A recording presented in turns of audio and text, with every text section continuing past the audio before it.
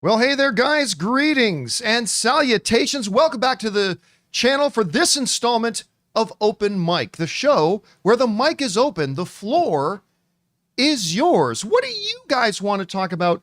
That is what we are here to discuss here today. Anything that's on your mind. I am, of course, your host, John Campea, and it is an awesome honor and privilege, as it is every day, to have you come on in and join me here on this little day. I've already had a very big day. I had a great weekend already so far, but today has been a particularly busy day. This morning, Ann and I went to the big Ren Fair, the Renaissance Fair. Here's a little picture of me and Ann. Ann, oh, you can't see it. It's kind of blurry. Ann in her fairy outfit. I was not dressed up. I just had, t-shirt and hat and whatever. But Ann was all dressed up. So we went to the RenCon, the Ren Fair today. Man, as Ann put it, a lot of bosom at the Ren Fair. Much bosom. And not that people are walking around topless or anything like that, but they dress like bar wenches or whatever. A lot of bosom at the Ren Fair. But it was a really fun little time. And then today, the reason I'm wearing this right now is because as soon as I'm done the show here, Ann and I are going to jump right into the car and drive into Los Angeles to go to Crypto Center to watch the LA Kings playoff game tonight. They are playing the Edmonton Oilers. Now, by all accounts, I should be wearing an Edmonton Oilers jersey. Support my good Canadian kids. But for my wife and her friends that are coming with us, I thought I would wear the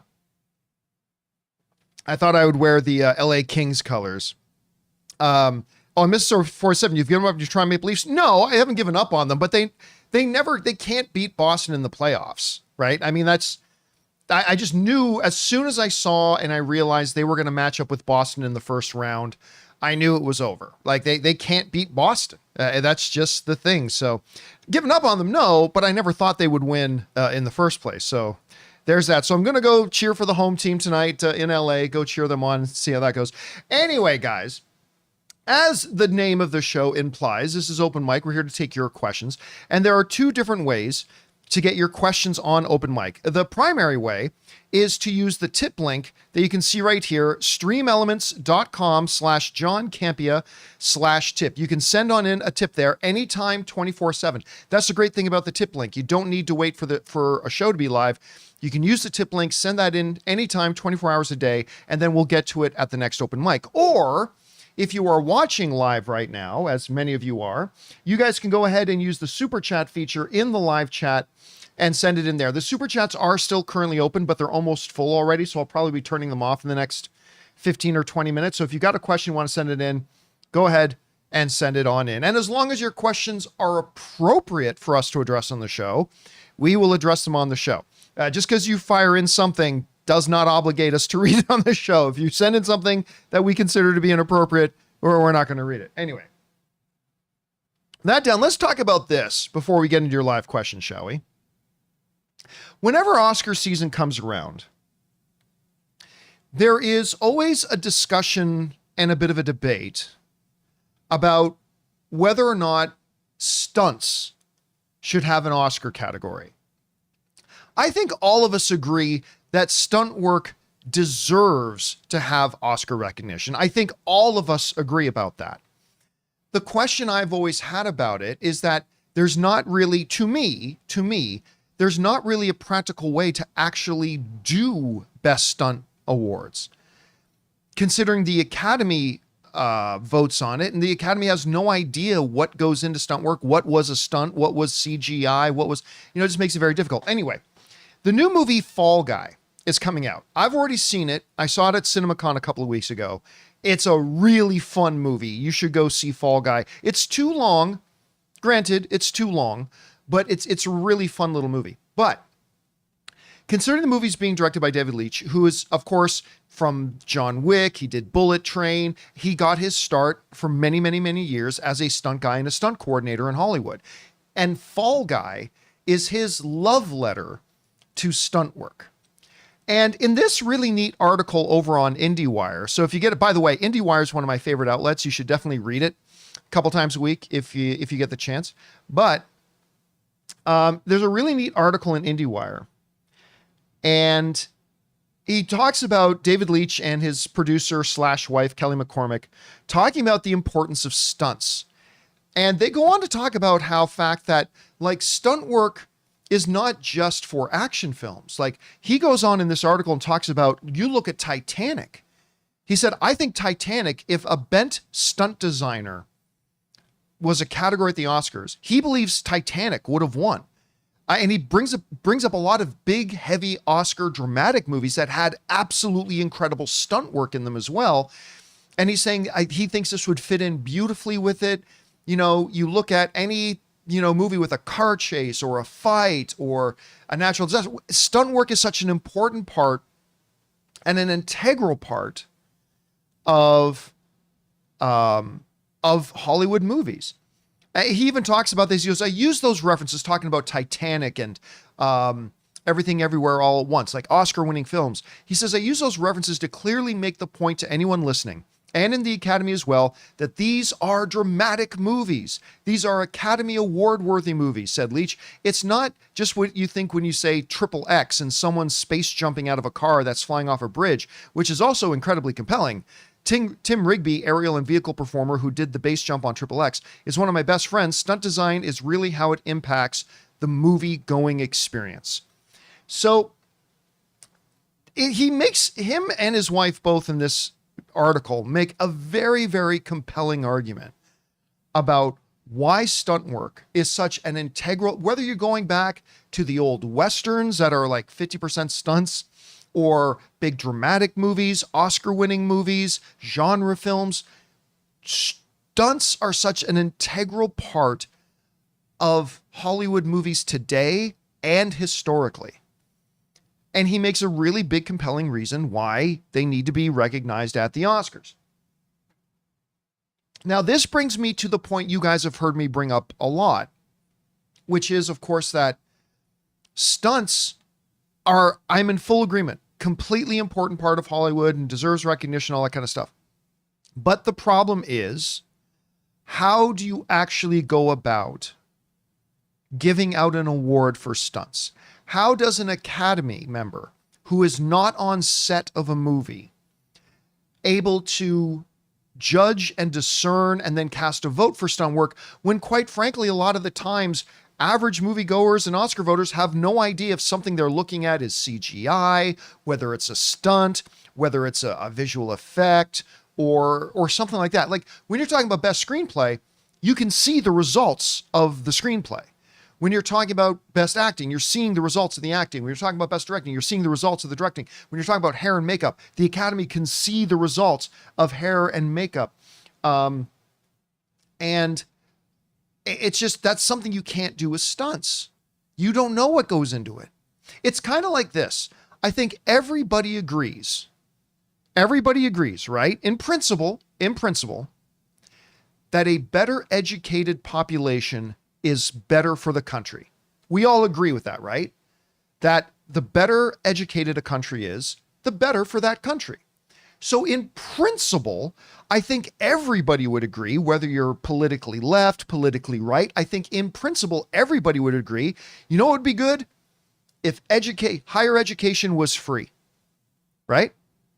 Does anybody disagree with that? I think everybody agrees with that. You know what would be a really, really good thing? Because a better educated population, the stronger the population will be, and education, higher education, post-secondary education should be free. We all agree with that. Everybody agrees with that. The problem comes when, okay, great idea in theory. How do you actually make it happen, though? There are a couple of countries in the world that have figured it out, but it is a complicated thing, right? So it's easy to say that would be good for us to have free education. Nobody disagrees with that. It becomes a more complicated thing. It's like, okay, cool. Yeah, everybody, free education. How do you do that? How do you pay for that? And that's where it becomes more complex. And then you have to start talking about, it's just great idea in theory, difficult to execute. That's how I kind of feel about the idea of having a stunt category at the Academy Awards. Completely agree with everybody else. They deserve it. 100%. They deserve it. But How do you do it? How do you do it so there's integrity with it? So there's actual real parameters that can be followed by a voting Academy member? And listen, in all the discussions I've had, and I'm not saying it can't be done. I'm not saying it can't be done. I'm just saying I haven't heard the idea that would make it work yet. Doesn't mean the idea won't come along. I'm just saying I haven't heard the idea yet. Because in all the discussions I've had with some very passionate film fans and film professionals about the idea of stunt work getting an Academy Award, whenever I bring up the question of, okay, that's great, and I agree, how does one actually go about doing that? Everybody knows that in Everything Everywhere All at Once, terrific action fight scenes, that is stunt work. But would an Academy member know how to balance out that versus a stunt? What about, then where do you give more importance? A car stunt or a fight scene stunt? A falling stunt or an underwater stunt? And then what was CGI and what was not? And if CGI is used in the stunt, does that disqualify the stunt? And then how does the Academy know what it is they're looking at? Like, for instance, let's take for a second here the most recent Mission Impossible movie, Mission Impossible Dead Reckoning, right? There's that incredible scene near in the third act of the film when the train is going over the blown up bridge and you got Tom Cruise like hanging on to the thing, right? Like, that's obviously all on a sound stage. And then, so an Academy member's looking at that and say, okay, are they actually dangling a caboose over a 15-foot, not 100-foot, but a 15-foot thing with crash pads underneath? Or is this mostly CGI? And a lot of it was CGI. And, what does an Academy member do with that? And I'm just saying, maybe there's a way to make it happen. I just haven't heard a good definitive way. And I would love, if David Leitch, if somebody attached to David Leitch's entourage is watching this, I would love to hear from David, because if anybody's qualified to really give a good answer on this, it's David Leitch. I would love to hear him kind of present an idea or an argument about, okay, you've already made a great case about why we should have stunt categories at the Oscars. I want to hear some good practical ideas about how to actually make that happen, though. How do you do it and make it a legitimate category with people who are voting on it? Sir Malcolm, I don't agree. Sir Malcolm is saying costuming and makeup, same dilemma. No, it's not. No, it's not. Costuming and makeup is very clear to what the Academy member is voting for.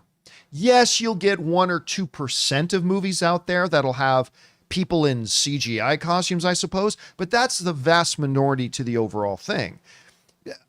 So I disagree with that. Like, the Academy can look at a screen and judge if they think the hair and makeup in this one is better than this. They can judge if they think that the costuming in this one is better than the costuming in that one.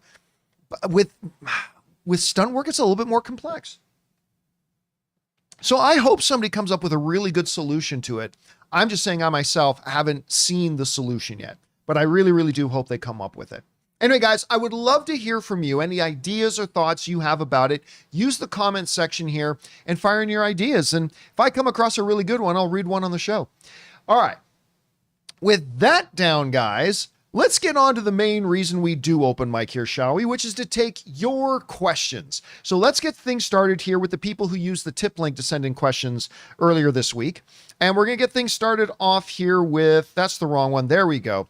With the Super Ranger Mud Truck, who writes, "Hey, John, I'm from South Carolina, coming to LA for the first time ever, and would like to know if there are any good food spots you enjoy around the Inglewood area." I'm not in the Inglewood area a lot, to be honest with you, or just LA in general. And yes, I'm doing the Universal Studios backlot tour. So excited. The Universal tour is an absolute delight. I'm so glad you're doing that. By the way, if you get a chance, do the Warner Brothers studio tour as well. That one's really good too. As far as food places go, producer Jonathan, I still call him fact checker Jonathan once in a while out of habit, but producer Jonathan has put in a note saying, "Note from producer Jonathan Voico, insta message him for good food tips." Jonathan would be much better for suggesting good food places. I'm more about food places in Vegas than I am about LA, but there are a lot of great places to eat in Los Angeles. A lot of great places to eat in Los Angeles. But yeah, go ahead. Use find Jonathan Voico on Instagram and drop him an Instagram message. He will be able to give you some really good ideas as far as good places to go eat. I think he'll be a good resource for you there. Okay, hope that helped. Next up, we go to, let's see here. Moda Awesome writes, 1 of 2. John, back 4 to 5 years ago when Disney bought Fox, I remember you distinctly saying that you'd prefer the X-Men/mutants to have their own cinematic universe. Yes, I 100% did say that. And I still feel that way. They're not doing that, but I still feel that way. You also said you never understood why humans hated mutants specifically and not other heroes in the comics. I bet Feige has done that with the multiverse saga. Mutants will be alone in another universe, and that will explain humanity's hate for them. That universe won't have Avengers who are in the 616 MCU, and soon both universes will incursion. I mean, that's kind of been the theory, right? And let me see if I can fix this for a second here.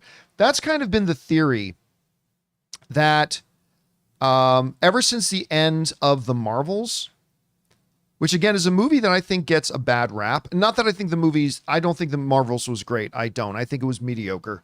But I didn't think it was all that bad either. But at the end of the Marvels, when Photon wakes up in the other universe and Beast is there. So there's been a lot of theories that that's where the X-Men are, and there's going to be an incursion. They're going to merge the worlds, all that kind of stuff.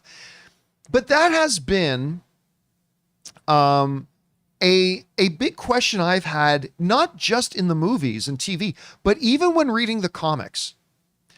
I've never really understood, I don't think the comics have ever done a great job, to be honest, about why the people living in the MCU, or a lot of them, half the population in the MCU hates mutants, but they love Hulk, or they'll love the Thing in the Fantastic Four, or they'll love insert name of superhero here or there. I mean, at the end of the day, Thing is a mutant. He may have been not mutated by birth, but Ben Grimm was mutated by cosmic radiation that changed him into something different. He's not just human anymore. He is mutated. He's literally mutated. But people love him. So some guy flies, two heroes fly out of the sky in a Marvel world and land. They both can shoot lasers out of their eyes. They both have super strength, and they both can beatbox,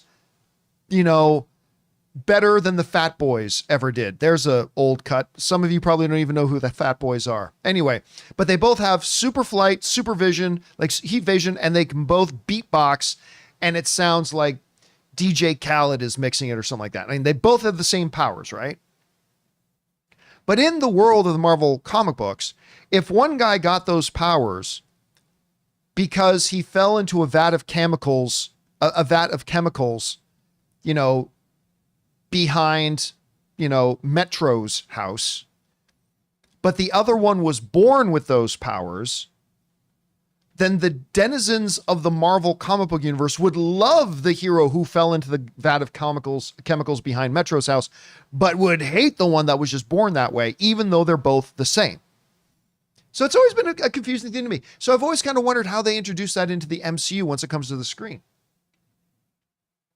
Anyway, I think you're right. I think Kevin Feige will leverage multiverse to try to bring an explanation to that. What it's going to be, I don't know, but that's the way he's probably going to go. You're probably right.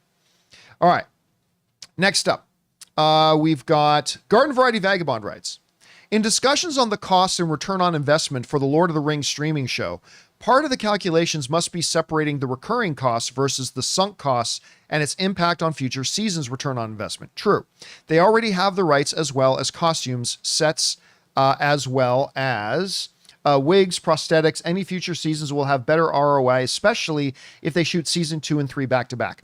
So one of the big things about the Lord of the Rings show on Amazon is, of course, everybody hears that number. It cost Amazon $1 billion to do season 1 of Lord of the Rings, The Rings of Power, making it easily the most expensive television show in history. Now, what is not often brought up is the fact that a big chunk of that $1 billion was just the acquisition costs of just getting the rights. Like it almost, if I'm not mistaken, I might be off on this, but I think like half of that $1 billion was just getting the rights and acquiring the rights to do the show. And so you're right. When they do season 2, it's going to be significantly less expensive because the rights are already purchased. Season 2, season 3, and stuff like that. Now, again, as far as the Rings of Power goes, the show was a disappointment to me. There's just no way around that. To me, the show was a disappointment. I didn't think it was terrible. I thought it definitely had some redeeming qualities. There were certainly a couple of episodes that I really liked, and a couple of episodes I really didn't. A couple of creative choices they made that I thought were quite good. A number of creative choices they made that I thought were really not so good. It was just a disappointment. That's all. So I'm really hoping that as they get into seasons 2 and 3, not only do they have a better return on investment, but also that, you know, they're able to really find their gear. They've got one season down now under their belts. They've had time to examine what worked, what didn't work. And I'm going to go into season 2 believing it's going to be a lot better. Maybe it will, maybe it won't. We'll find out. I know this, though. I do have a lot of faith in Amazon. Amazon are the people who gave us The Marvelous Mrs. Maisel. And for those of you who haven't watched it, it is a fucking awesome show. Amazon are the ones who brought us The Boys. Amazon are the ones who brought us Gen V. Amazon, I believe it's Amazon. Is Invincible not on Amazon? Anybody in the live chat, help me out with that. I think Invincible's on Amazon, is it not? Correct me if I'm wrong in the live chat. Just let me know. Oh, yeah. So Michael Gonzalez is saying that it is. Okay. So yeah, it is. Amazon is the one who just gave us the new Fallout, which is wonderful. The new Fallout's great. Did they stumble on the first season of Lord of the Rings, Rings of Power? Yeah. Yeah, they did. But do I believe they can turn that around? Yeah. I mean, listen, will they turn it around and can they turn it around are two different questions, okay? I don't know if they will, but I absolutely believe they can. I think you're foolish if you don't believe they can turn it around when you look at all the other stuff that Amazon puts out. So we'll see. We'll see. Hopefully it'll be better. And then, well, fanboy, you can't really say God of War because they haven't done God of War yet, right? It will be on Amazon, and Fallout really makes me believe they can do a great job with it, but we can't quote that as a good example because, you know, the show hasn't come out yet. All right. Next up, we've got Garden Variety Vagabond also writes, wow, Hugh Jackman started Wolverine 5 years younger than Taylor Swift and Daniel Radcliffe. Yeah, Taylor Swift is in her mid-30s now, isn't she? And how old is Daniel Radcliffe? Hold on a second. Let me pull this up on my monitor here. How old is Daniel Radcliffe? Daniel Radcliffe is 34 years old. Daniel Radcliffe is 34 years old. Dear heavens. Aries is saying, right, time flies. Little Harry Potter. The boy who lived is now 34 years old. That's great. Yeah, Hugh Jackman, I think, was like, I believe Hugh Jackman was 29 years old when he filmed X-Men, the first X-Men movie. He's been playing Wolverine for 25 years. For 25 years. That is really, really crazy. But yeah, Taylor Swift is 5 years older than Hugh Jackman was when he started playing Wolverine. It's kind of weird. All right. Next up, we've got Red One Real Talk writes, one of two. Hey, John, I'm at a bit of a crossroads in my life. I turned 29 in a few weeks, and I've struck out for the second year in a row on getting into law school. Oh, that sucks, man. I've been working in law for 5+ years, and I love every part of this work. Striking out's been disappointing, knowing I won't become an attorney until well into my 30s if I get in after a third try. Your stories about your career have given me some hope, but I wonder if you have any other sage wisdom to share with someone like me. Well, I mean, a couple of things is, remember, there's more than one law school, right? So I would say broaden your scope of where you're applying. That's the other thing. But as far as age goes and all that kind of stuff, you are younger right now than I was when I went back to school. You were younger than I was when I went back to school. You are also a good 5 or 6 years younger than I was when I met Anne. Just to put that in perspective. And for any of you guys who are watching right now that are at whatever age, whether it's in your 20s or 30s or 40s or 50s or 60s, if you're at an age where you're thinking, it's too late for me to do this, or it's too late for me to do that. Maybe it's too late to pursue your dream of becoming a professional hockey or basketball player. Yeah, maybe that's something you should have gone a long time ago. But almost anything else in life, it is never too late. I didn't go back to school until I was in my 30s. I didn't meet the love of my life until I was in my mid 30s. And I could have waited another 5, 6, 7, 8 years till I met her. I mean, it is never, I swear to God, unless you're talking about becoming a professional athlete, anybody who says it is too late for me to do this, they're just using that as an excuse so they don't have to actually try. I honestly believe most people who say it's too late for me to do blank are just saying that as an excuse so they don't have to try. It is never too late.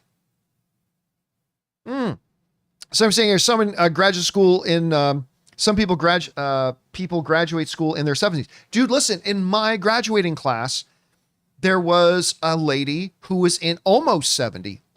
She was in her late 60s, almost 70. I mean, yeah, it is never too late, my friend. So, okay, you're 29.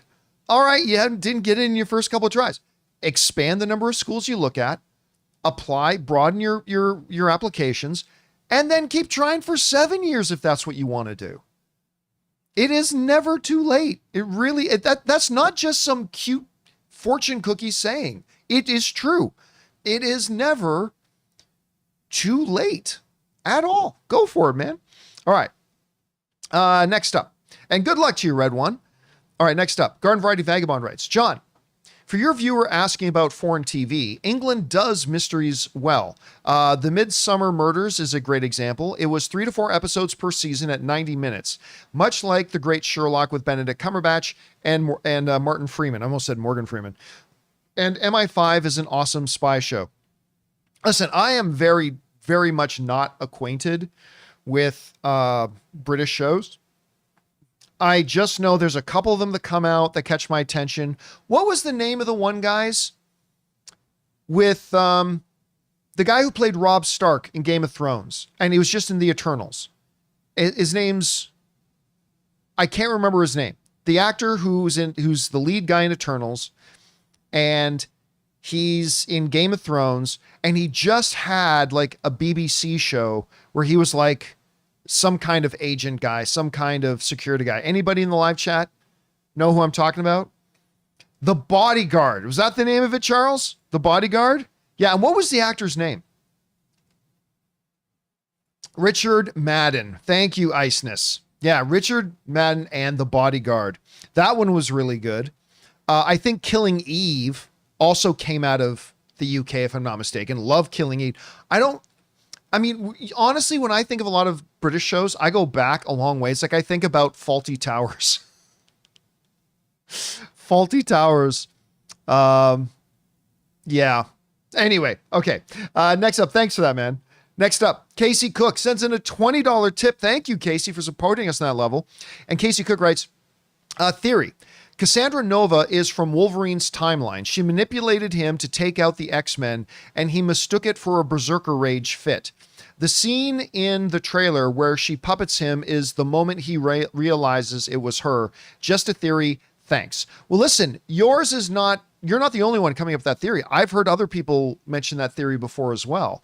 I might have even mentioned it. I'm not sure, but that is a fairly popular theory that's going around. Or that it was, he finds out it was Cassandra Nova that made Charles. Because remember, in the comics, Cassandra Nova is Charles Xavier's twin sister. And there are theories out there that Cassandra is from Wolverine, like Logan's universe, and that she's the one who manipulated Charles and gave him his mental instability that ultimately killed a lot of people, and maybe even Wolverine did too. I mean, I don't know. But she is, Michael Gonzalez points it out. She's very, very evil in the comics. So that very well could be, or it could be from another universe altogether, but that's a working theory that a lot of people have. So you're not alone in that. All right. Next up. That was, and by the way, again, thank you for tipping in that much, Casey. Thank you for supporting us on that level. All right, next up, Casey Cook also writes, playing into my Cassandra theory, I'd love to see an opening credit scene where an upbeat Angel of the Morning like song plays while Wolverine tragically slaughters the X. No, that wouldn't be fun at all. No, that would. Anyway, against his will, I'd love anything they give us, but that would be dope. I think that would be a terrible, terrible creative choice. Like the opening of Deadpool is him having fun. It's fun, him, the good guy, taking out random bad guys. Whether it's Charles or Logan or whoever, taking out a bunch of X-Men, that's not fun. That shouldn't be treated lightly. That would have to be treated as a very somber, tragic thing. You wouldn't want to give that the fun treatment like the opening of Deadpool did, right? You don't want that. It has to be treated heavily with a deep sense of tragedy. I don't think you do anything to make that scene fun, or else you undermine that aspect of the story. See, one of the things that is so set up to be fabulous about Deadpool is that it's going to have this great juxtaposition of the heaviness of, say, Logan versus the levity of Deadpool. And I think having that juxtaposition is going to be fantastic on screen. If you start to make light of the tragedy that's in Wolverine's backstory, I think you kill that juxtaposition. And I think that would be a bad thing. Anyway, we'll see. I'm sure they're going to come up with some really good ideas. I trust Sean Levy. He's going to come up with something good, Casey. All right, next up. Callow Zayn writes, Zack Snyder said recently that the R-rated version of his Rebel Moon movies will drop on the same day and be around 3 hours each. Yay. He also said that he considers them to be, quote unquote, alternate reality to the PG versions. I don't give a crap. I say that with all due respect. I am a Zack Snyder fan. Before Rebel Moon, you guys have heard me say this a lot, I have enjoyed every single one of his movies except for Sucker Punch, and that's okay because even he doesn't like Sucker Punch. I am a big Zack Snyder fan. I will always be grateful to him for giving me Man of Steel, the most underrated comic book film of all time. But I don't care anymore about anything that he has to say or anybody has to say about Rebel Moon. Those movies are pure garbage. If you like them, awesome. I celebrate that, and I'm not trying to demean your enjoyment. If you like it, that's great. Film is subjective. It's all good. But for me, they were absolute car wreck dumpster fires of horrible, horrible writing and just terrible, terrible movies. I don't give a single drop of urine about the director's cut, the R cut, whether it's an alternate reality version or an enhanced current reality version. I don't care. if I never hear the words Rebel Moon again, it would be perfectly good with me. I can't wait to see what Zack Snyder does next. I will always be interested in what Zack Snyder's doing, unless it's involved with this horrible franchise he created in Rebel Moon.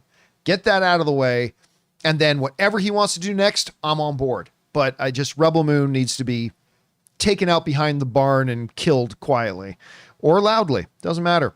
All right. Next up, we've got an anonymous viewer writes, question for you and Jeff Snyder. Well, Jeff was on the show on Thursday. Obviously, he's not here on Open Mic. Is Marvel really making a Young Avengers movie soon? I don't believe so. People have been saying for years now, Marvel's about to do a Young Avengers movie, and I'd say, I don't think so. You watch, John, any minute now, but it's been years. Now, will they eventually do it? Well, listen, eventually they're going to do everything that's under Marvel's wheelhouse, but I don't personally think a Young Avengers, I don't think a Young Avengers is on their roadmap right now, at least not anytime soon. So, I mean, Michael Gonzalez just put it well. I think what is more likely, I still think it's unlikely, but I think it's more likely that they do something along the lines of maybe like a Disney Plus show.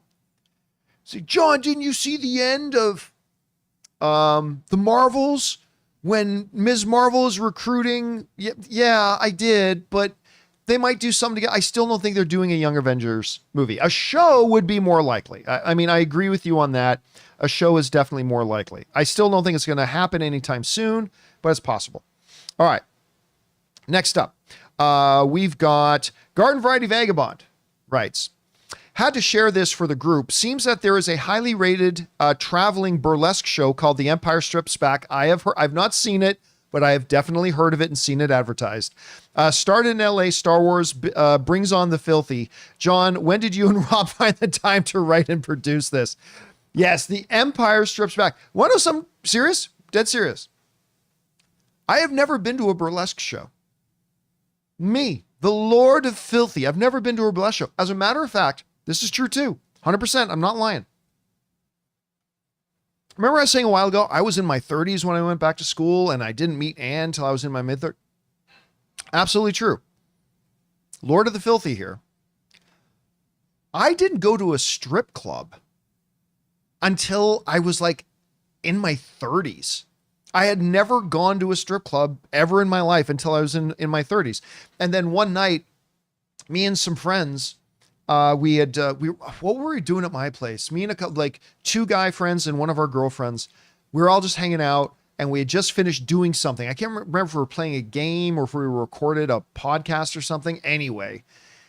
And it kind of came up casually in the conversation that, oh yeah, I've never actually been to a strip club. And like all of them looked at me like I had a nose in the middle of my forehead or something. And like, you've never been to a strip club.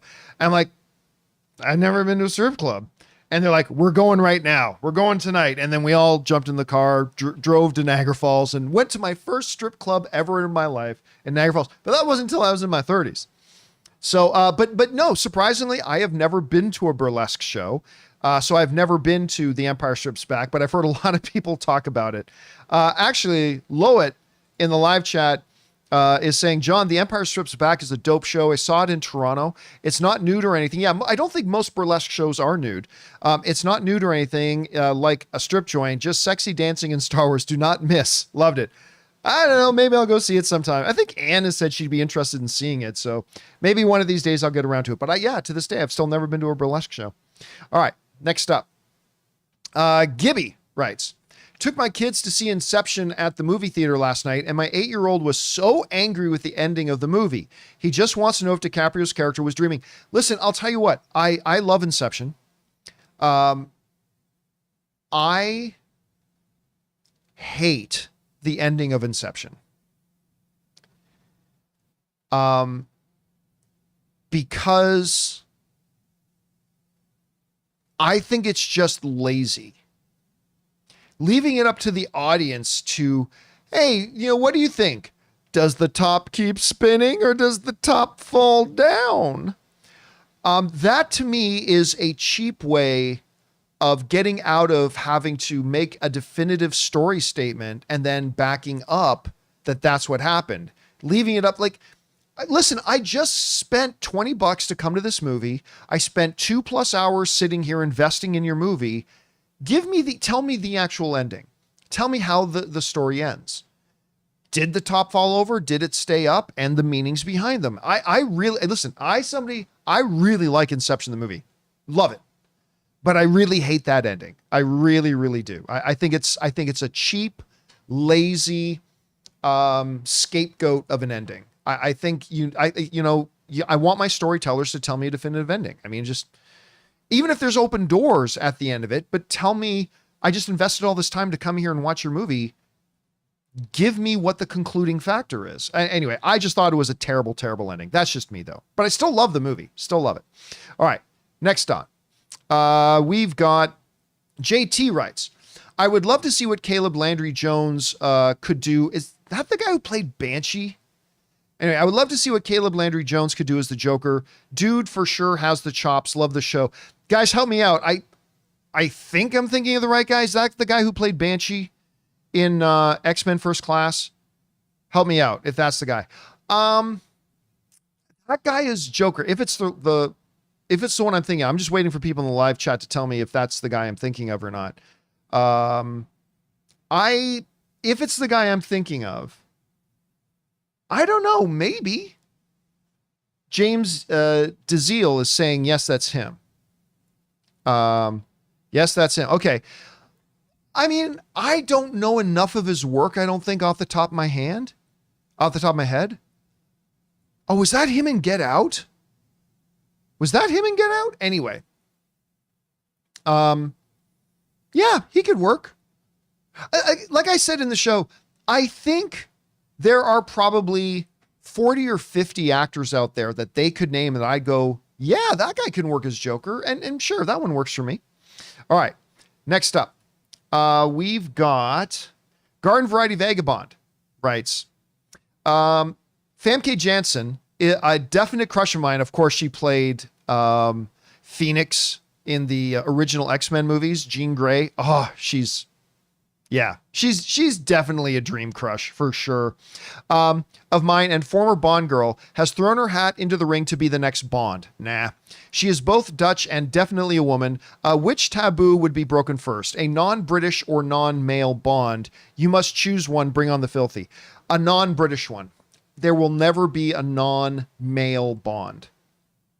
And I say that because the Broccoli family, the people who control the James Bond character, have said definitively Bond will always be a guy. Now, Bond can be Asian, Bond can be black, Bond can be white, Bond can be whatever.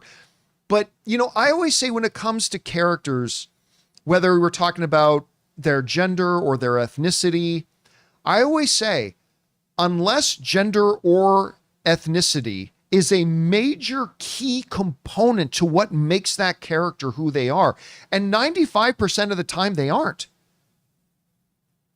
But I think James Bond, the essence of James Bond is male. And that's what the Broccoli's have said too. So I think you can have Idris Elba play James Bond. I think you can have Henry Golding play James Bond. Because I don't think the ethnicity of Bond is at all important to the character. It's never been an issue with the character. I mean, yeah, he's been described as being a white guy, but that's not an important part of who and what James Bond is. But if you understand the character of James Bond, that's a male character, right? It's actually important to the whole DNA of the character that the character is male. Again, 95% of the time, that's not the case. But in the case of James Bond, it is.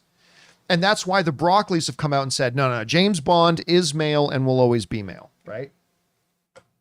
So, while I also don't ever see there being a future where they get a non-British actor to play James Bond, I believe that would happen first. Because the Broccoli's are dead set against anything other than a male James Bond. I don't think they're dead set against a non-British actor playing them. Although, I mean, they probably won't, but I don't think they die on that sword. So anyway, that's just my thought on that. All right. Next up, let's see. An anonymous viewer writes, assuming we're getting an older, experienced Batman in the DCU, I hope James Gunn and Peter Safran have post-it notes with Nightwing and Red Hood on their idea board somewhere.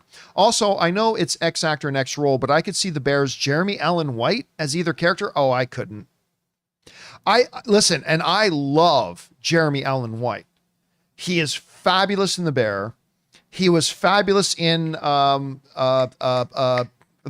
Iron Claw. He was fabulous in Iron Claw. He just won a whole bunch of Emmys. I think he's a terrific actor. I don't see him in a Bat Family.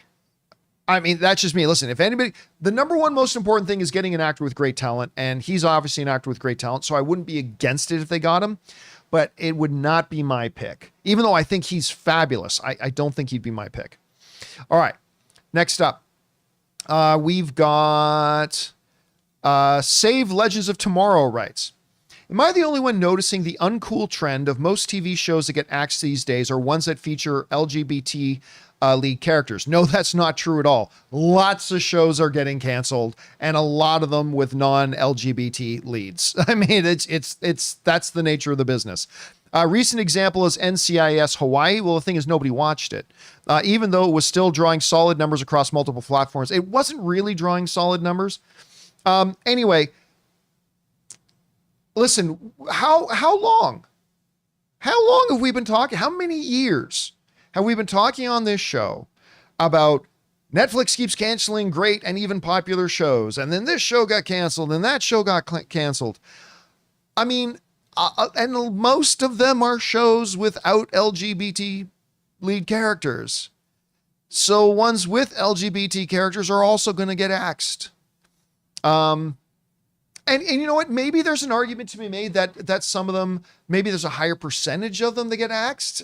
Maybe, but that'll have more to do with drawing viewership and stuff like that.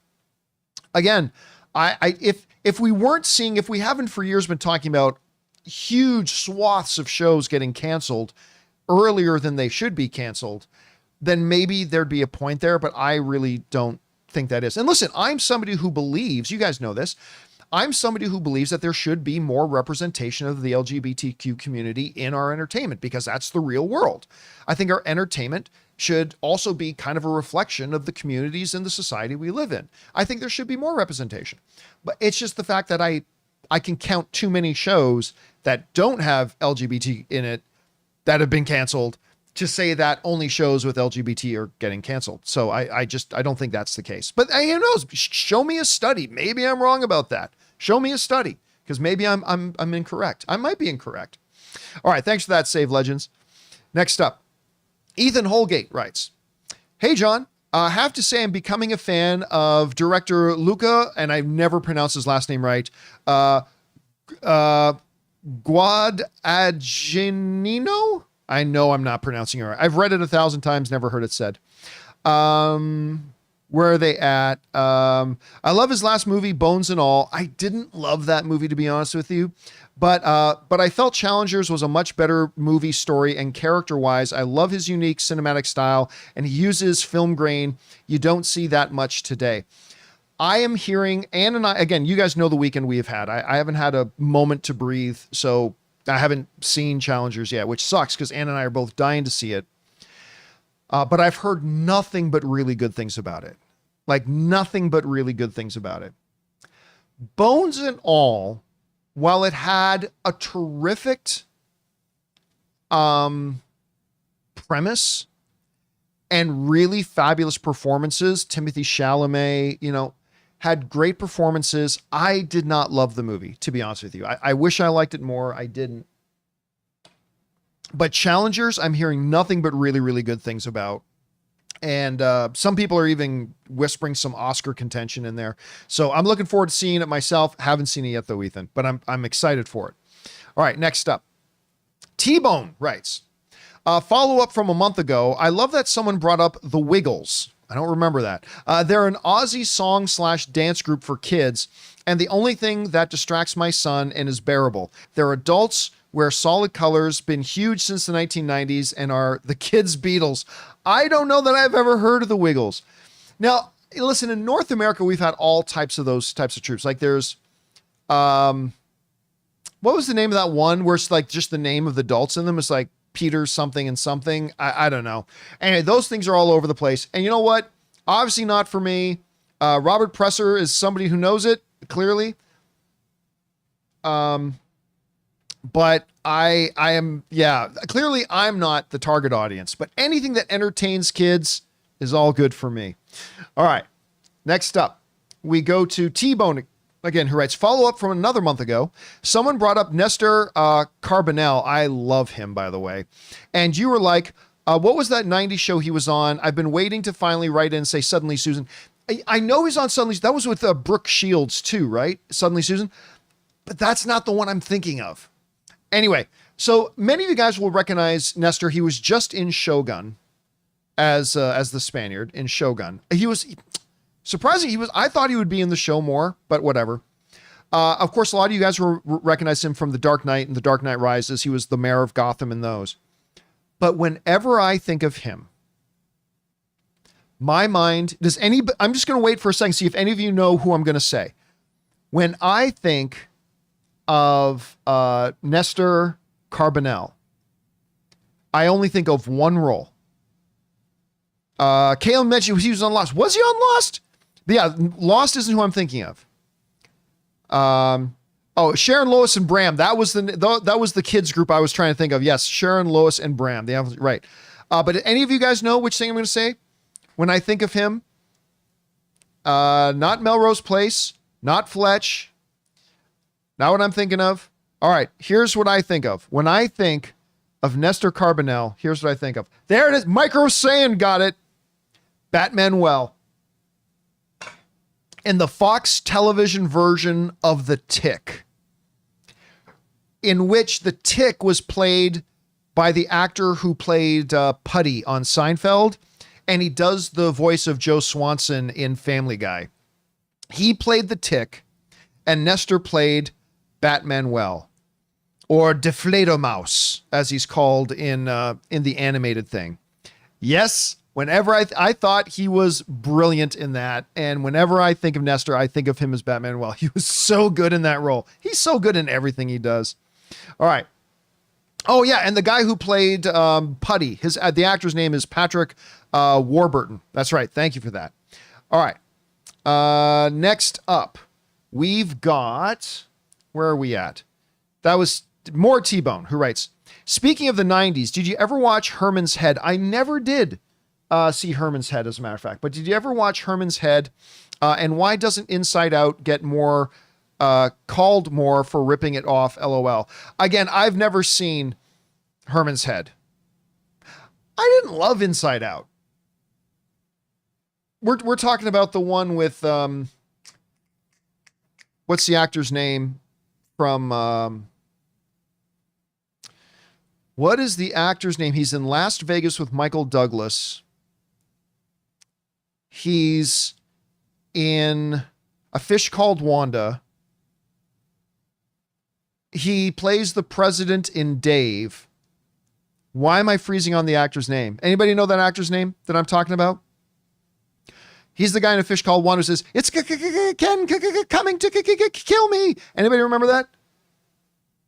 Kevin Kline. Thank you. James is the first one to bring that up. Kevin Kline. Love Kevin Kline.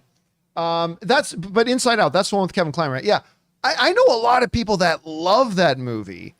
I thought it was okay. I thought Inside Out was okay. Anyway, but having never seen Herman's Head, I can make no commentary on whether or not I thought that movie ripped it off or not. Okay, next up, we go Full Boyle, who writes, hey, John, I saw your top 10 list of actors who could play the next Joker, and it got me thinking. What do you think of either Javier Bardem or Lawrence Fishburne?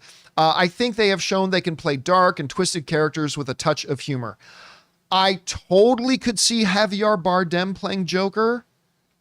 I couldn't see Lawrence Fishburne playing Joker.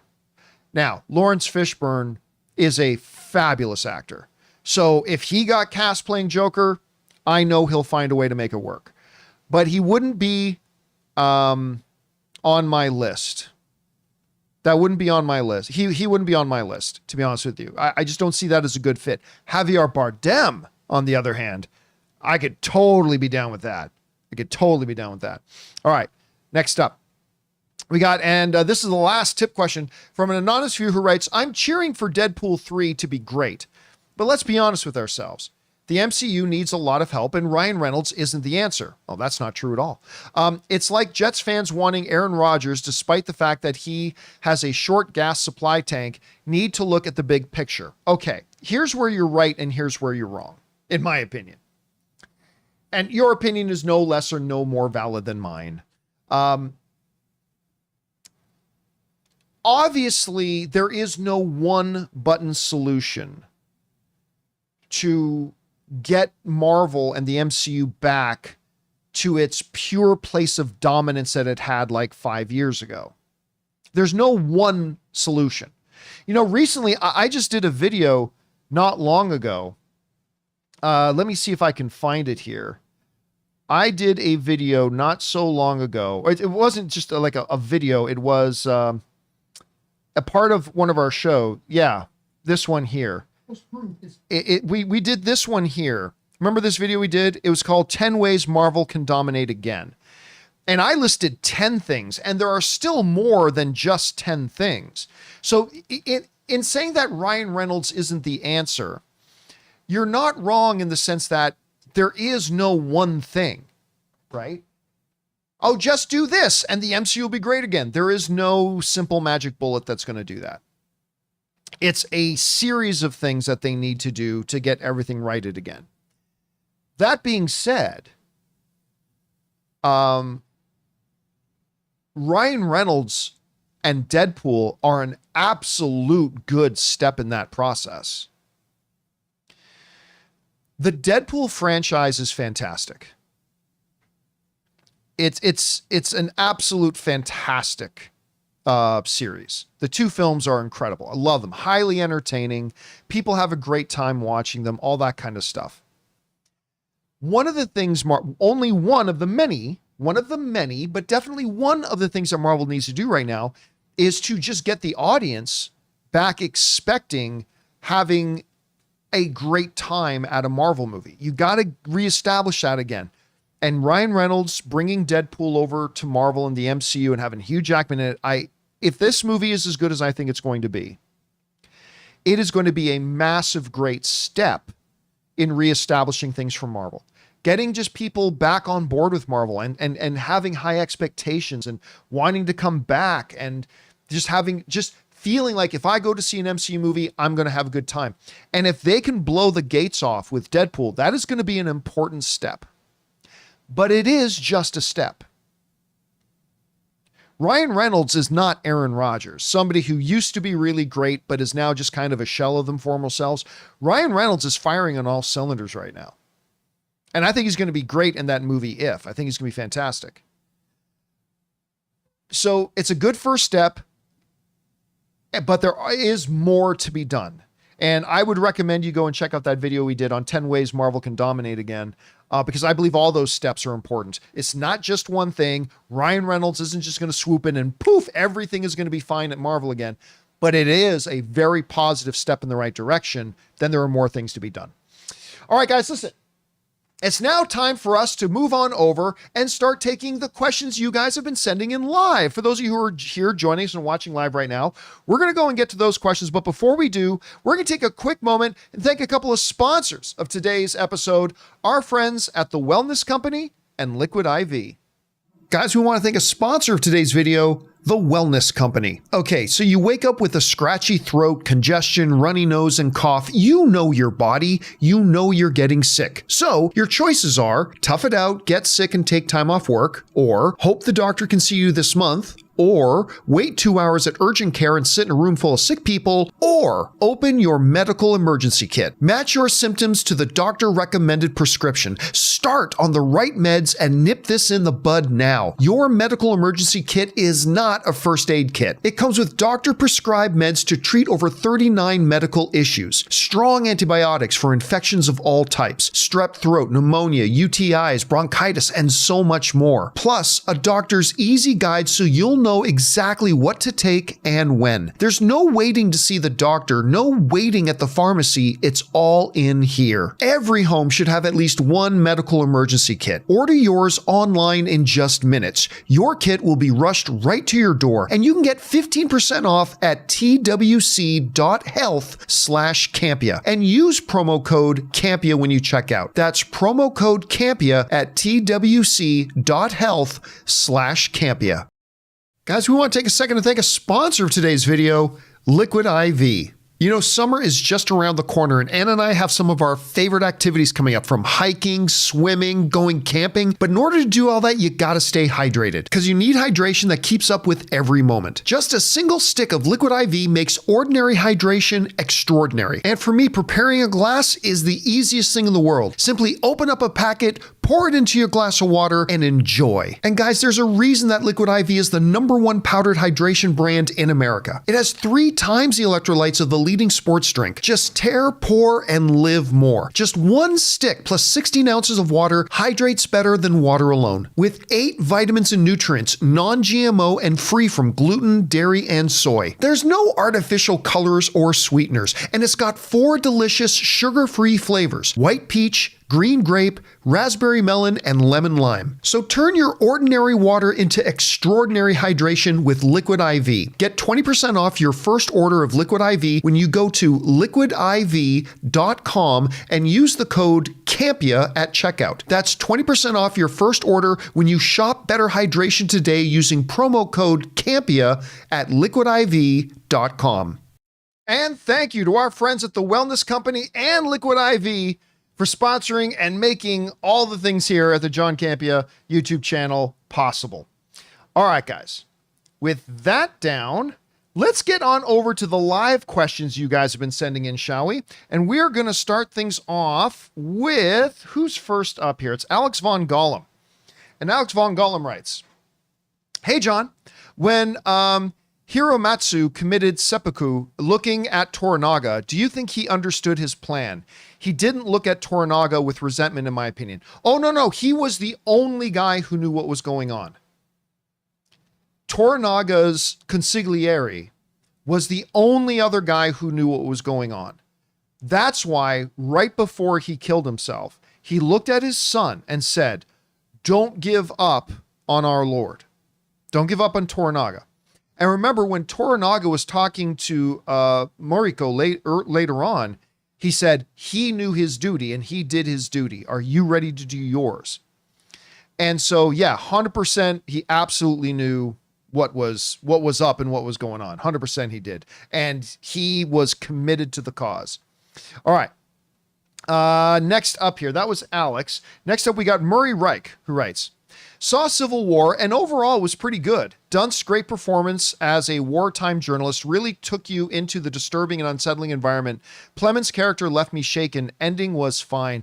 Listen, I tell you what, I did not love Civil War. I liked it. I think it's a very good movie. I think it's quite a good movie. Again, it wasn't the movie I was expecting it to be, and that's okay.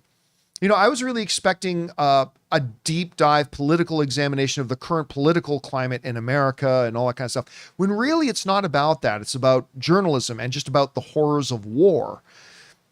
And it's very effective on that level. And so, yeah, I enjoyed the film. I liked it, but I didn't like it as much as some people did. But I still thought it was quite good. All right. Next up, we've got Alex Von Gollum again, who writes, "I already knew Sanada is a very good actor, but Shogun, he displayed a range I didn't know he was capable of. He's got to win an Emmy. In the future, with great project, he could win an Oscar. He is incredible." Now, listen, it's far too early to say he should win an Emmy. I think he should be nominated. I 100% think he should be nominated. Too early to say whether he should win. You know what's funny, though? He recently did an interview. Did any of you guys see this? He recently did an interview on the red carpet, and somebody brought up Star Wars to him, and he lit up. Sanada lit up. And he was basically saying, "I'll do Star Wars anytime. You want me in Star Wars? Sign me up. I'm in." How awesome would it be to see Sanada as either a Jedi or a Sith? I wouldn't want to see him as some Republic guy. I wouldn't want to see him as some smuggler. You make him a Jedi or a Sith, I'm so there all day. I don't care if the rest of the movie was terrible. I'd be there all day. All day. All right. Thanks for that, Alex. Next up, Robert Presser writes, we just had our kid a few days ago. Congratulations. That's awesome. Getting caught up on the show now that we're back home. Hopefully y'all have been good and bring on the filthy. Well, dude, listen, again, super congratulations to you guys. I don't have any kids, but I can't imagine a happier moment in somebody's life than having a child. That's amazing. Congratulations to you guys. And things have been good around here. A little bit busy, but things have been good. But obviously things have been pretty busy on your side too, man. That's awesome. All right. Next up, Robert also writes, in my opinion, ants should have always, oh, you probably meant stunts. Stunts should have always been a category. You can do best stuntman, best stunt team, best stunt. Granted, Jackie Chan would have won a lot, but still. Again, listen, the issue isn't, are stunts important to the movies? Everybody agrees stunts are important to the movies. But how do you quantify that? How do you put in front of 6,000 Academy voting members and say, check which one you think should be the best? It's like half of them might not even know what was a stunt in it and what wasn't. It's, again, I'm not saying there's not a way to solve it. I'm just saying I haven't heard a solution yet. So it's easy to say there should be a stunt category. Okay, but how do you actually go about doing it? And that's the hard part. That is really the hard part. And hopefully you'll get some smart people thinking about it now over on the Academy side, and maybe they can come up with a way to make it work. I certainly hope they do. All right, next up, Wesley Cunningham writes, ridiculously excited for Furiosa, less than 30 days. I was confused when I saw an article about it getting an R rating just a few days ago. Does the MPA usually rate films only weeks before release? The MPA, it's kind of like anything else. It's when you submit the film. You submit the film, and the earlier you submit the film to the MPA for a rating, the earlier you'll get your rating. So you can get your rating a year in advance if you want to. If you're ready to submit your film to the MPA and you want your rating, you can get it a year in advance. But you got to have picture lock, because if you change the movie, if you edit the movie after that, you got to resubmit it to the MPA again. So you got to make sure you got picture lock and everything's done. But yeah, they just give their thing whenever you give it to them. Like you give it to them and then they probably need a week, 2 weeks. I don't know how long they need, but I figure the earlier you get it to them, the earlier you get your rated. By the way, I was looking forward to Furiosa, but I wouldn't say I've been psychotically excited for it. And then they showed us a presentation, not the full movie, but they showed us a presentation of it at CinemaCon a few weeks ago.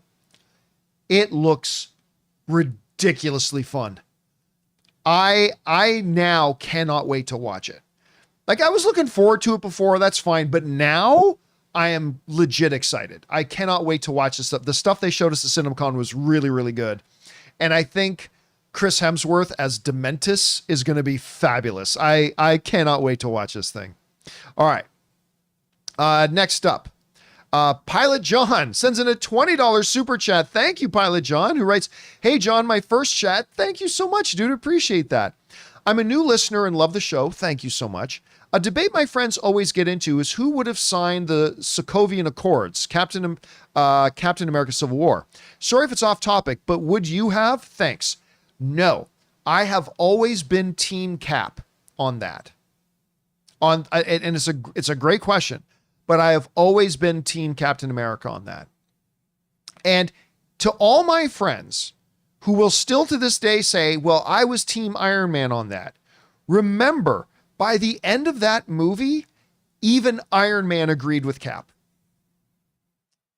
Because remember, the whole debate, really, the Sokovia Accords was basically about, and Cap had come to a part where he was, he didn't really believe, he didn't trust the government anymore. And he'd been kind of duped a few times. So he didn't believe that the Avengers, their kind of power, should be in the hands of what could be a corrupted system. Now, again, it's easy for us to have this discussion because we're talking about make-believe. If it was real world stuff, it might be a different discussion. But in the world of make-believe, Cap was right. And, the debate was whether or not the Avengers should submit to the approval and direction of some governing authority. But even by the end of that movie, Iron Man decided, nope, I'm not going to do what General Ross is telling me to do. I'm not going to follow that direction. I'm going to do what I believe is right.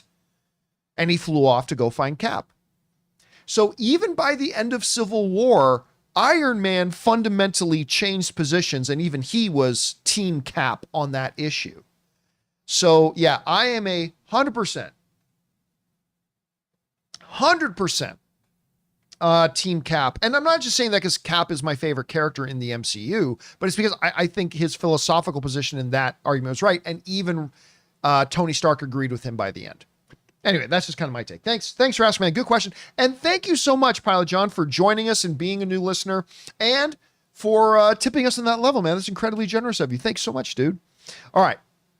Next up, we've got Thomas, who writes, instead of stunts, there should be a best choreography for a dance, fight, or stunt action set piece. All sides of the same coin and so more interesting. I don't believe you slide dance in with that. I think the art of dance is a fundamentally different thing, fabulous thing, but fundamentally different than the world of stunts. Now, what David Leitch was bringing up in that article was a brand new thing, a stunt designer. Fall Guy, if I read the article correctly, is actually the first movie ever to have a credited stunt designer. It's usually been stunt choreographer and stuff like that, but they called it stunt designer because they really believe that the person in charge of stunts is designing these sequences, right? And he believes it should be called stunt design. And he thinks stunt design should be an Oscar category. Anyway, that being said, I don't think it is similar enough to like dance choreography. Designing a stunt sequence is much different. I'm not saying it's better or worse or harder or easier. I'm just saying it's a very fundamentally different thing than dance.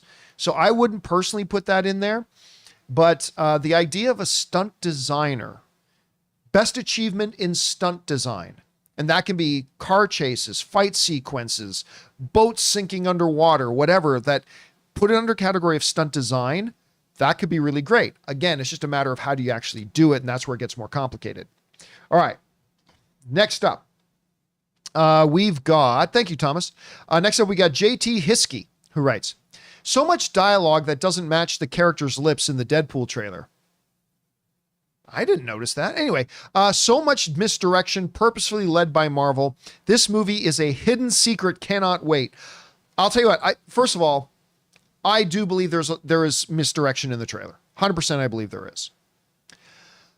When we were at CinemaCon, Kevin Feige and Sean Levy, the director of the film, got on stage and they talked about how, okay, guys, we're about to show you 10 minutes of Deadpool.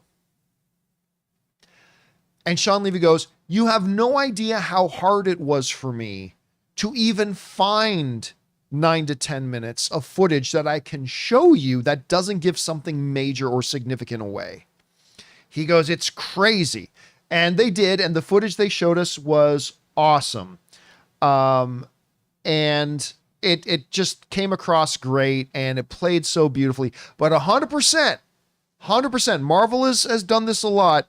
Marvel is going to be throwing some misdirection at us, both in the trailers that we've already seen and in future trailers as well. No doubt. All right. Next up, Nazir writes, what are your thoughts on Trent Reznor and Atticus Ross as composers? And do you listen to their band 9 Inch Nails? Oh yeah, I used to listen to a lot of 9 Inch Nails. I used to listen to a lot of 9 Inch Nails. Now, how they done? Reznor actually, he actually did the score on some friends of mine's movie. I think he's really quite good. Now, look, I don't think he's in that echelon of Michael Giacchino, of obviously John Williams, or anything like that. I don't think he's there yet, but he's proven to be a very serviceable composer for a film. And I think he's going to get nothing but better. So I really do. All right. Next up, Yang writes, how great is it being back in your home studio? Are you able to relax more now you're at home, not having to deal with traffic or the commute to an office? Well, so for those of you who didn't know, because I know it looks very similar still, we are no longer in our studio. We're no longer in the studio. We moved out and back home just because you guys know that about a year ago, I decided to scale back and stop trying to make the John Campea YouTube channel AMC Movie Talk 2.0, something I promised myself I'd never do, but I ended up starting to do it. And that needed to stop. And so because we stopped doing all these other shows, I just realized we didn't need 2,000 square space of office, 2,000 square feet of office space. We just didn't need it. And so let me see if I can bring this up on the screen for you guys. Could be fun. Yeah. So that was last week as we were packing up the studio because, you know, about a year ago, we were doing the John Campea Show. We were doing like 4 days a week of open mics. We were doing movie club. We were doing best movie, worst movie. We were doing heroes. We were doing gameplay and chats. We were doing something else too. I can't remember what else too, but we're doing all these different things. And so we needed more people and we needed more space. We needed multiple studios. We needed all that kind of stuff. And then about a year ago, I was just like, and some of you have heard me tell the story. About a year ago, I was just like, this doesn't make sense. I always promised myself I wouldn't try to make AMC 2.0. I wanted to be something simpler and, you know, doing all these extra shows, it was costing us more money to do the extra shows than the extra shows were even making us. And it was just all that. I was working like 14, 15, 16, 17 hours a day. And I was just like, enough. I want to make this channel back to what I always intended it to be, which is to be the John Campea Show, couple special little things here and there, like open mics and maybe some open spoiler discussions, but I wanted to just reel it back in. And when we did that, we realized we didn't need that studio anymore. So I just decided we would wait until our 2-year lease was up, which was this month. And then we would move it back home. And this is what the home studio looks like now. So I'm in the desk right now. I'm sitting in the desk that is on the right-hand side with the 3 monitors. You can see my chair there. That's the desk I'm sitting at right now. And then across from me, you see the desks for Rob or Chris. And then Jonathan is right in the middle. And then over on the right is Ray. And yeah, that's what that's now where we do the show. And that's where I'm sitting right now. But it kind of looks the same from just this camera shot. It kind of looks the same, doesn't it? It kind of looks the same as the shot back in the old studio. But listen, I'll tell you what, the commute was never a problem because I only lived about like less than a 10-minute drive to the studio. So it was perfect. The commute wasn't an issue. But I do got to tell you, I really do enjoy just being at home now because even before, if I wanted to do an open mic or if I wanted to do a special video or something like that, it would mean having to get dressed, jump in the car, drive to the studio, get everything set up at the studio, and then do a show. Now that I'm here, I can just walk from the kitchen into the garage. This used to be a garage that I converted, and in here and just sit down and do the show and then walk right back out and grab a bite. It's pretty cool. I really do enjoy being back in the home studio. I really do enjoy it a lot. All right. Let's see what's next. Next up, we've got, thank you for that, Yang. Next up, we got Cody Hunt, who writes, I saw Challengers. I loved it. We haven't had a good erotic thriller in a long time. Told extremely well, very tense, was on the edge of my seat. I'll tell you what, Cody, that is what I've been hearing from people. I've been hearing that the movie is really solid. That Zendaya is great. The other guys in it are really great. I'm just hearing it's fabulous. And Ann and I are dying to see it. Again, we chose to go to the Kings game tonight, go see some playoff NHL hockey tonight instead of going to the movies. But I hopefully in the next 24 hours or so, I'm going to get to go see it too. All right. Thanks for sharing your thoughts on it, Cody. I'm really excited about it. Next up, Jason Wiebe writes, I have a theory. Kraven the Hunter moved to December. We're going to talk about that tomorrow. Because Beyond, you mean. Because Beyond the Spider-Verse is taking its spot. Surprise Comic-Con announcement with trailer.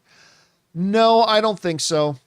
I really do think they are laboring to get Beyond the Spider-Verse done and ready to go.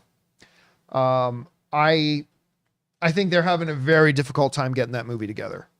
I think they got their story. They know what the movie's going to be, and the movie's going to be awesome. No doubt about it.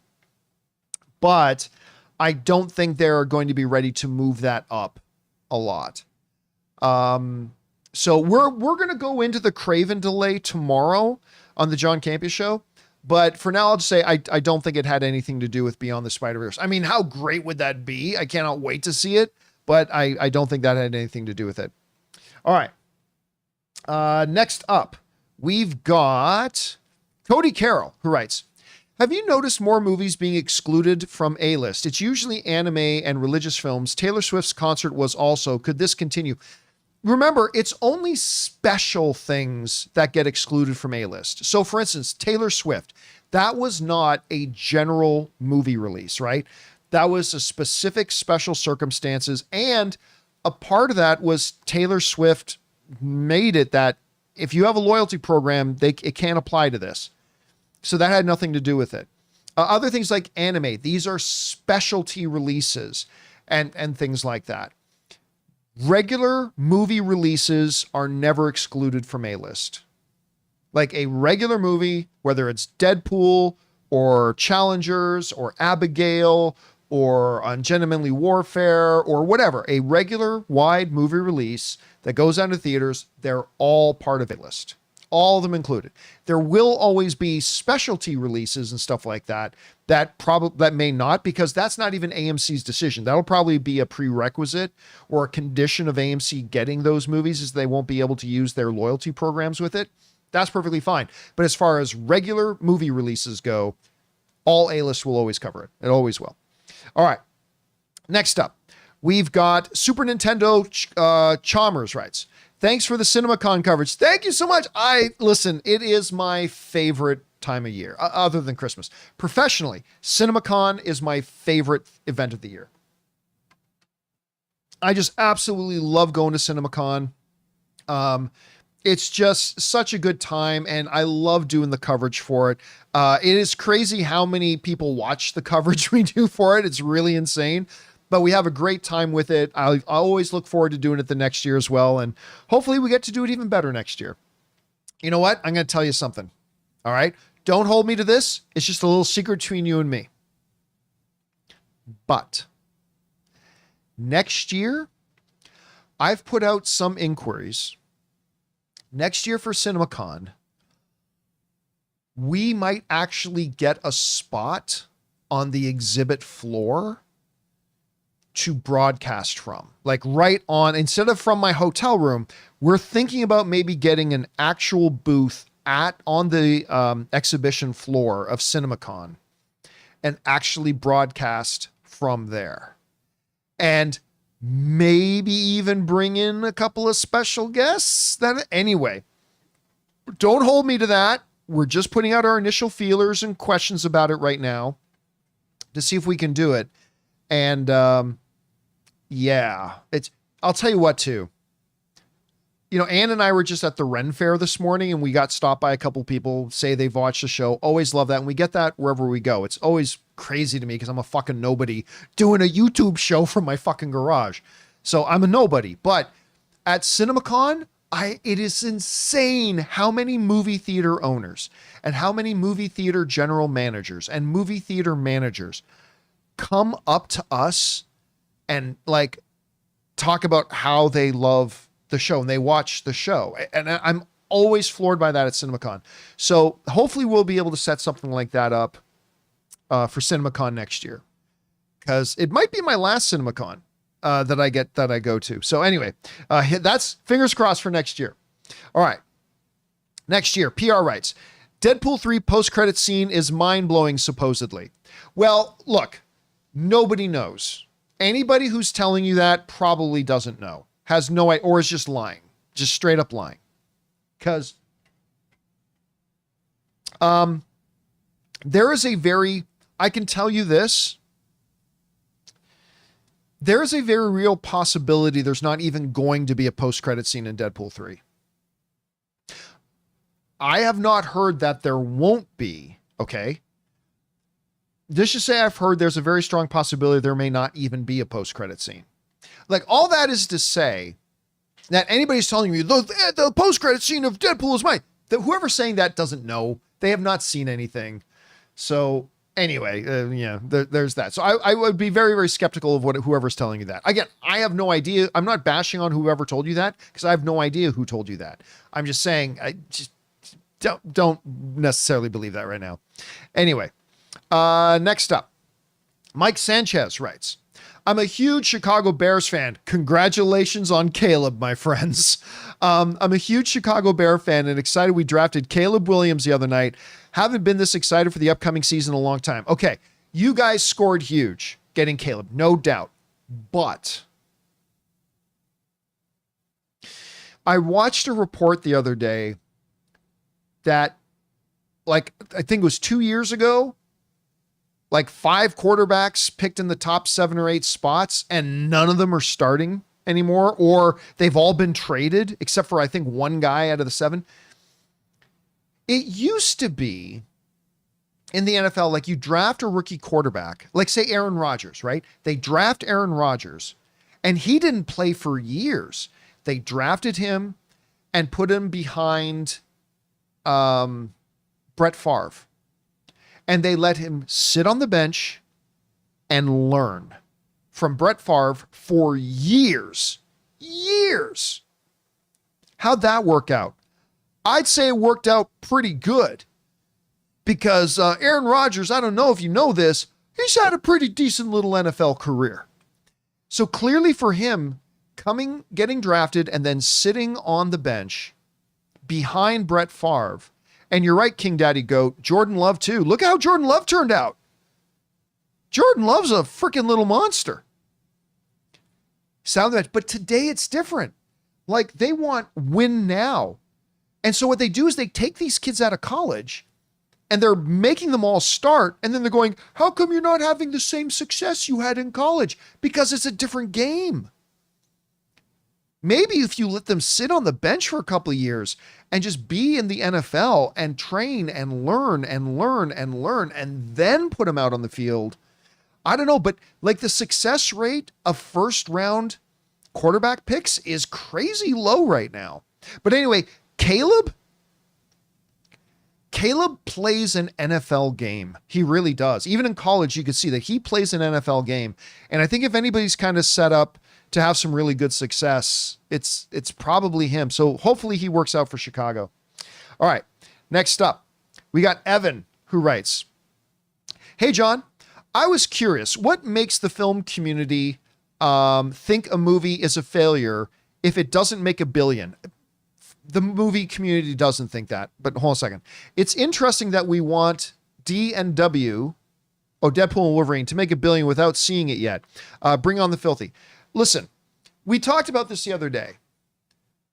Most people are rational and don't think the $1 billion mark is that line that if you're under it, you're not successful. And if you're over it, you are. The majority of people understand that that's nonsense. All right. The big hit success mark is way below $1 billion. But the $1 billion mark is a major milestone. Like, put this in perspective. Of the 100,000 plus movies that have come out in the last 100 years, the number of films that have actually joined the $1 billion club is still and will continue for a while just in 2 digits, is just in double digits. In the tens of thousands and tens of thousands and tens of thousands of movies that have come out, the number of films that have crossed that line and actually joined the $1 billion club can still be expressed in just 2 numbers. Double digit, not 100, Haven't even made it, not even 100 of them. It's still in double digits and will be in double digits for at least a few more years, a number of more years. It is an incredible accomplishment, but it is not the determining factor about whether a movie is a success or not. And there are only a few very loud, but only a few stupid people out there who believe, well, if it doesn't make $1 billion, then that means it was a flop. No. There's only a few stupid people out there who believe that nonsense. Sure, some people look at Black Panther 2 and say, well, it didn't make $1 billion. Yeah, but it made over 800 million. It still made over $800 million.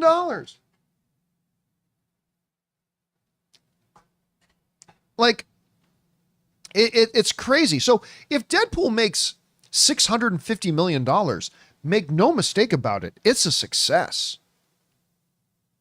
Does it completely live up to its full potential? No, maybe not. But if Deadpool 3 makes $650 million, that is a major success. If it makes $800 million, even bigger. I believe it can get to the $1 billion mark. But me talking about, and a lot of other people talking about whether Deadpool can get to the $1 billion mark, is not the question about whether the movie is successful. It's about, does it become the next to cross that hugely difficult line to cross? That line that so few films have ever crossed, percentage-wise, when you look at the grand history of Hollywood. This movie's going to be big. Clear, it's going to be successful, right? Everybody knows it's going to be successful. The question is, how successful? But if it doesn't make $1 billion, if any movie doesn't make $1 billion, it can still be massively successful, but $1 billion is not, and most people know, Evan, that the $1 billion mark is not the determining factor about whether a movie is successful or not.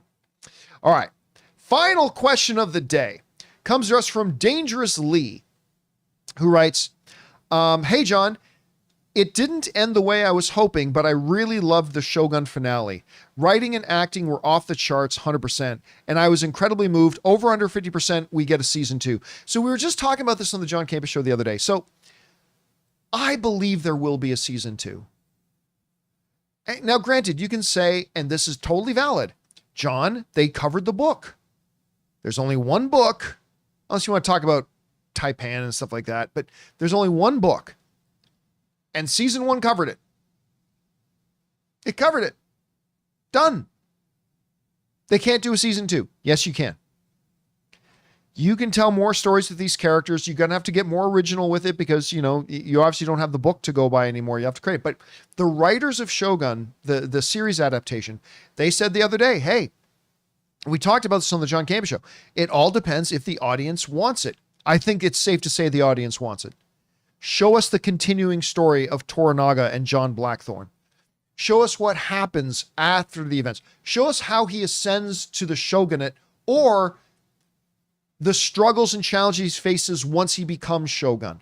Because there's, like Sonata himself has said, who is the executive producer of the show as well, starring on it, he said there is real history that we can draw from. So do I think it's 80% that will get a Shogun season 2? No, I wouldn't say 80%.